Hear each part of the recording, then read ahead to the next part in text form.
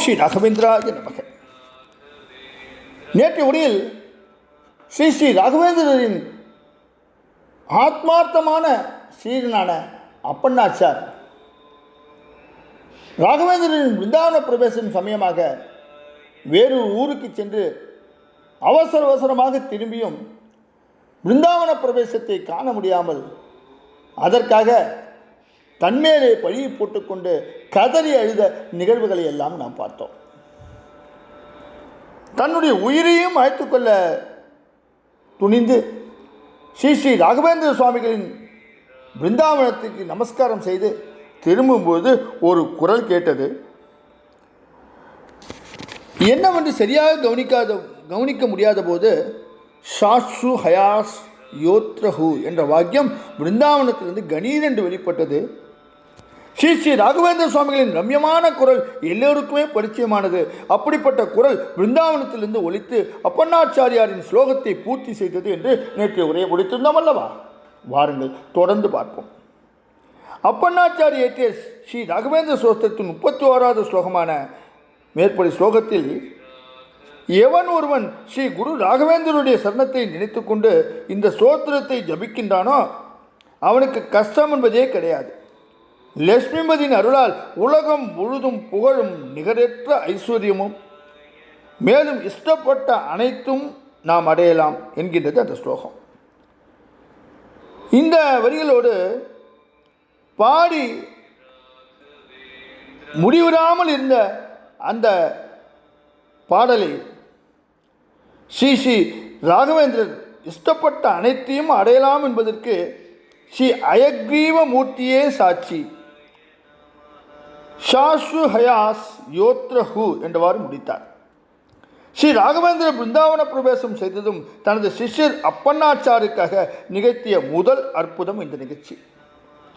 ஸ்ரீ ராகவேந்திரரை முடித்து வைத்த ஸ்தோத்திரம் என்பதால் இன்று எல்லா பக்தர்களாலும் இது பக்தி ஸ்ரத்தையோடு பாராயணம் செய்யப்பட்டு வருகின்றது.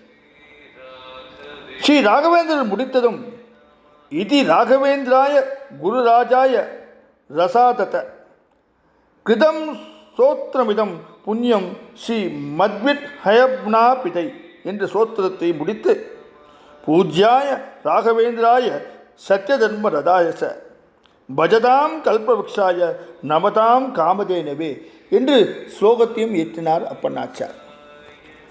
பூஜ்யாய ராகவேந்திராய என்ற இந்த ஸ்லோகமும் எல்லா பக்தர்களாலும் ஜபிக்கப்பட்டு வருகின்றது.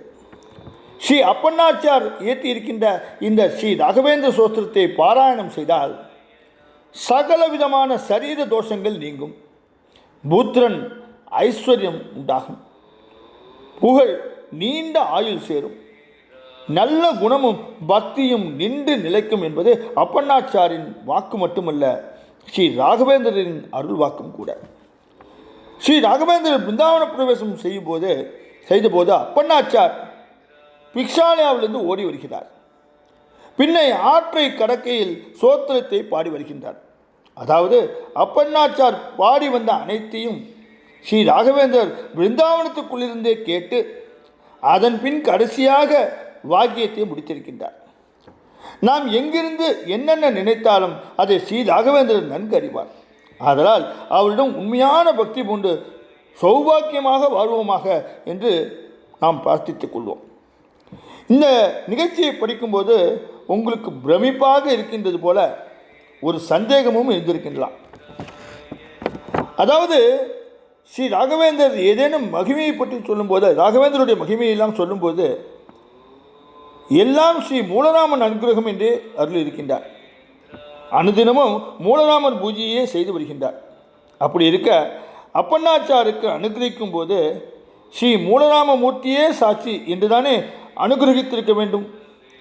ஏன் அபிதம் செய்யாமல் ஸ்ரீ ஹயக்ரீவ மூர்த்தியே சாட்சி என்று அனுகிரகித்தார் என்ற ஐயம் ஒரு சிலருக்கு எழலாம். ஆனால் அதற்கு காரணம் இருக்கின்றது. ஸ்ரீ ஸ்ரீ ராகவேந்திர சுவாமிகள் பிருந்தாவனத்துக்குள் அமர்ந்து லோக சேமத்தின் பொருட்டு தன்னை நம்பியோரின் பொருட்டு 72 மகாமந்திரங்களை ஜபித்துக் கொண்டே இருக்கின்றார். அதோடு கூட நமது செயல்களை வேண்டுதல்களையும் கவனித்துக் கொண்டே இருக்கின்றார். ஸ்ரீ அப்பண்ணாச்சாரியாருக்கு அனுகிரகிக்கும் போது ஸ்ரீ சுவாமிகள் ஸ்ரீ ஹயக்ரீவ மகாமந்திரத்தினை ஜபித்து கொண்டிருந்தமையால் ஸ்ரீ ஹயக்ரீவ மூர்த்தியே சாட்சி என்று அருளி அற்புதம் புரிந்திருக்கின்றார். இதே போல ஸ்ரீ ஸ்ரீ ராகவேந்திர சுவாமிகள் நிகழ்த்தும் அற்புதங்கள் எல்லாவற்றுக்கும் ஒரு காரண காரியம் இருக்கும். நாம் ஸ்திரமாக நம்பியும் சில நேரம் நமக்கு சோதனை வருவதைப் போல இருந்தாலும் அது கூட ஒரு காரண காரியத்தோடு தான் இருக்கும். திடபக்தி கொண்டிருந்தால் அவரின் அனுகிரகம் நிச்சயம் நமக்கு கிடைக்கும். அடுத்தடுத்து அவர் நிகழ்த்திய அற்புதங்களை, பிருந்தாவன பிரவேசத்துக்கு பிறகு நடத்திய அற்புத நிகழ்வுகளை தொடர்ந்து பார்க்க இருக்கின்றோம். என்று பிரிந்து நாளை சந்திப்போமா? ஓம் ஸ்ரீ ராகவேந்திராய நமக. ஓம் ஸ்ரீ ராகவேந்திராய நமக. ஓம் ஸ்ரீ ராகவேந்திராய நமக.